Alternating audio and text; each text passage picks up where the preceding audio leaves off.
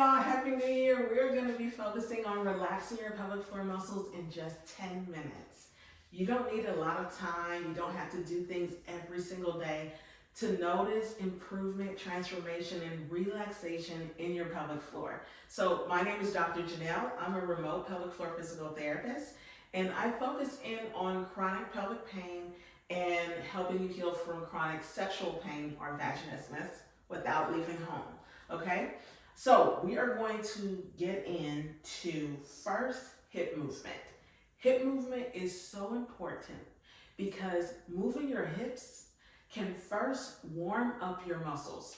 I want you to think about a tight muscle as a cold muscle. It's frozen, okay? I want you to think of a relaxed and soft muscle, like, that.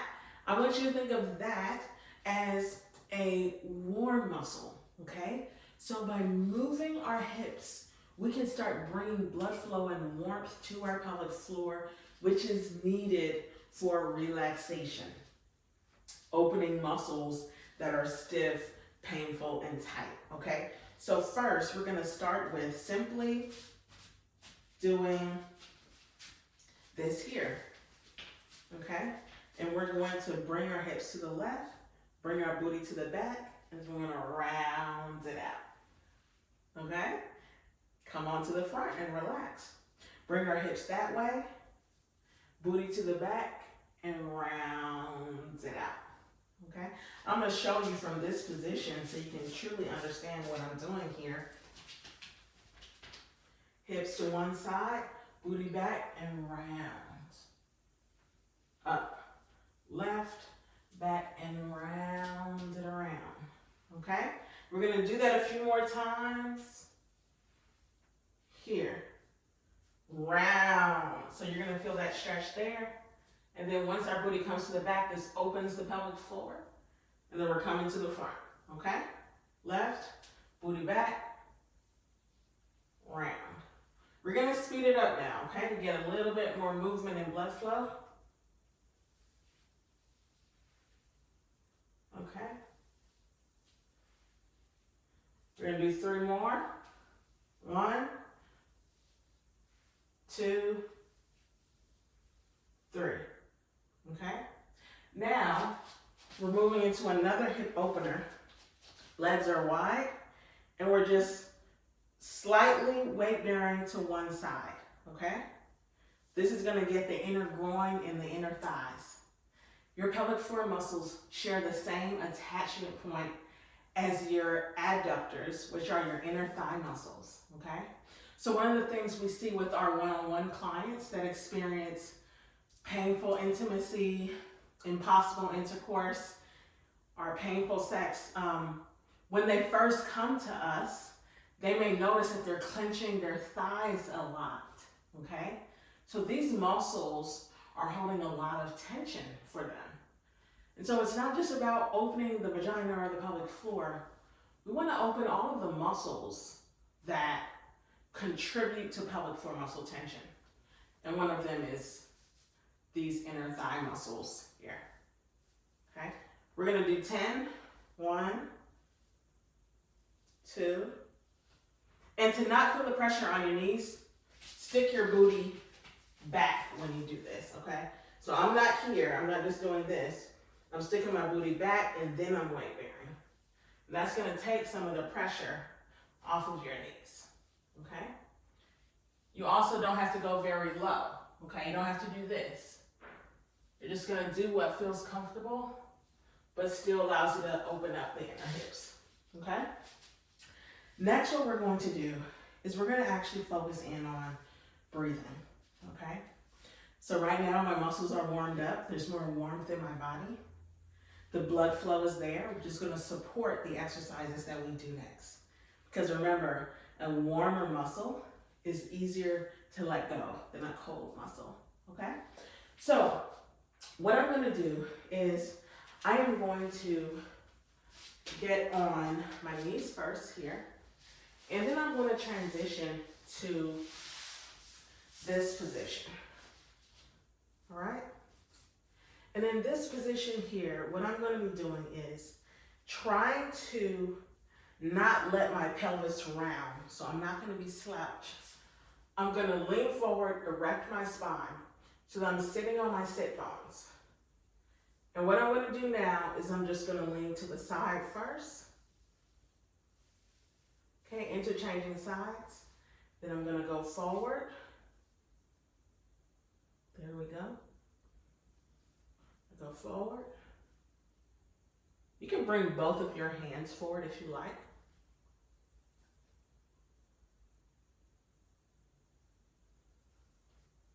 Okay. So already, because these muscles attach into the pelvic and pubic bone, which is where the pelvic floor muscles attach, our pelvic floor muscles are already softening, okay? Make sure that you're not clenching your vagina or your anus. You're relaxing completely. Now I'm just doing a half circle, okay? Half circle, 4 times. 1, 2, 3, last one, 4, okay? You're gonna lay on your back, okay? First, we're going to just bend our knees, feet flat. Make sure that our knees and our feet are a little bit wider than shoulder width apart. Our hands are gonna go on our lower belly right here. Make sure that your elbow is relaxed down, and you're just gonna breathe into your hand. So as I breathe in, my hand is coming out into my hand, and that's gonna help my pelvic floor drop and open. When your pelvic floor relaxes, it drops down. So imagine my vagina, when I breathe in, my vagina should be getting longer, so my pelvic floor moves away from my body, okay? So as I breathe in, my belly goes up. I'm not clenching my pelvic floor, untighten down below, and then breathe out. 5 breaths, inhale, and exhale.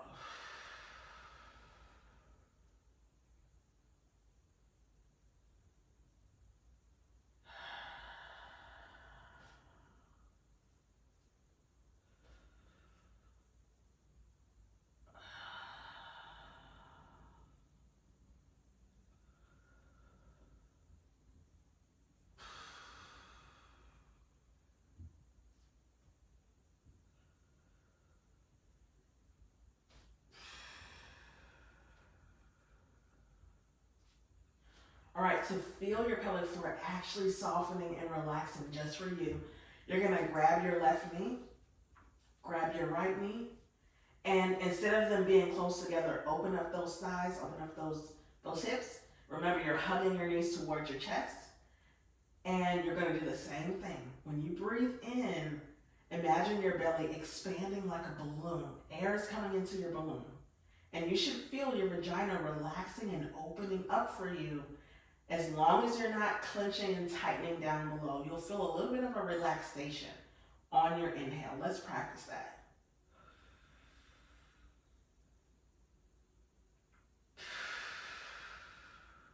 Did you feel that?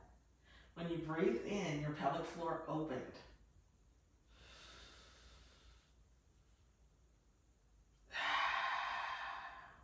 You'll feel it more the more you bring your knees to your chest. So we're gonna do it again.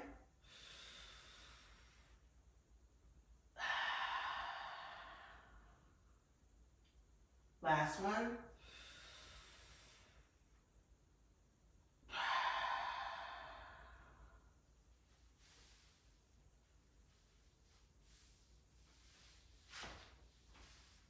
Alrighty, so what is important about what we just did is when you do pelvic floor muscle relaxation, remember that stress, anxiety, trauma, those things can tighten the pelvic floor, but pelvic floor muscle tightness, pain, and dysfunction can cause anxiety, cause panic, and even contribute to depression or relationship issues, all of that, right?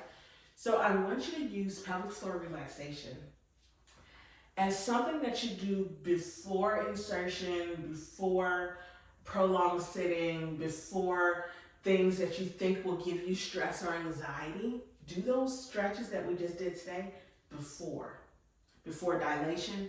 It will make things a little bit easier if you do it for at least 10 minutes, okay? But then also I want you to remember that even when you are having a bad day, your pelvic floor relaxation can help your body release the emotions. Because when we feel shame, fear, anger, our muscles respond by tightening, by guarding our forehead. We're doing this, right? That's a natural muscular response. Your muscles tighten when you're stressed, when you're under anxiety, when you're under trauma or fear. That's normal. So then, in order to lower our body's holding pattern of those emotions, we can do stretches to support our mental health.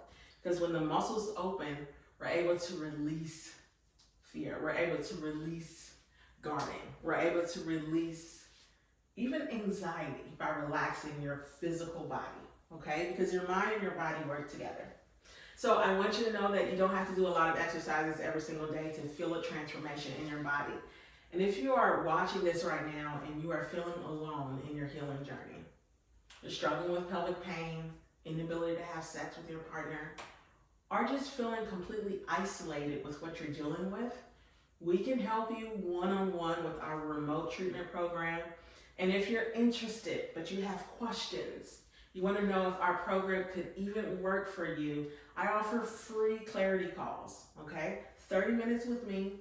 We get to talk to see if our healing program could help you transform, relieve your pelvic pain, and have buttery, pain-free sex. So if you're interested in that, go to www.vaginarehabdoctor.com, click the button to schedule your free call, and I'll talk with you soon. Bye-bye.